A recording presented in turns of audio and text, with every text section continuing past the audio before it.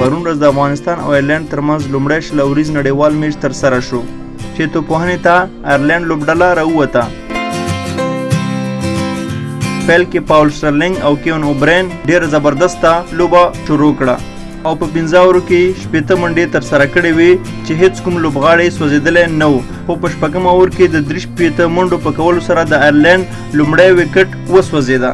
خو بیا هم آیرلینډ لوبډله همدغسې روانه وه او ښه تیز بیټینګ یې شروع کړی و چې پاول سټرلینګ پکې 80 چټکې منډې وکړې او بالبرین او ټیکټور بیا 9 منډې ترسره کړې.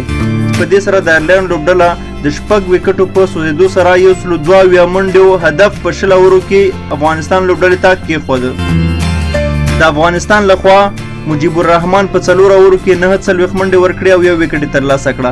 شاپور زادران په 4 اوورو کې 9 منډې ورکړې او 1 وکټ ترلاسه کړه.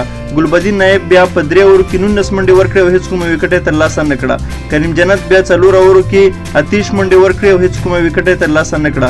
راشد خان بیا تر ټولو ښه توپاچونه وکړه چې په 4 اوورو کې 22 منډې ورکړې او 3 وکټ ترلاسه کړې. محمد نبی صرف او صرف 1 اوور وکړ او 14 منډې ورکړې. د افغانستان لخوا نه هم حضرت الله زازي او رحمان الله ګروبز ښه پیل واغسته او دواړو په 4 اوور کې 50 منډې ترسره کړې چې ډېر زیاتې منډې وي، خو لومړنی وکټ بیا رحمان الله ګروبز و چې د افغانستان په ټوټل 450 منډو باندې وسوځېده او رحمان الله ګروبز بیا په 30 منډو وسوځېده. حضرت الله زازي بیا په 15 بالونو باندې 30 منډې وکړې. ورپسې اصغر افغان هیڅ کومه منډه ترسره نه کړه او رن آوټ شو. بیا 6 منډو باندې کریم جنت هم رن آوټ شو، خو سمیع الله شینواري او نجیب الله زدران ښه پارتنرشپ وکړ او دواړه تر اخره پورې ولاړو چې د افغانستان په 15 اوورو کې 133 منډې کړې وې چې د ډلې نجیب الله زدران 42 او سمیع الله شینواري 28 منډې ترسره کړې وې چې په دې سره د باران ورښت له امله لوبه د ځنډېدو ښکار شوه او په پای کې افغانستان په ډي ایل سیسټم باندې میچ وګاټه.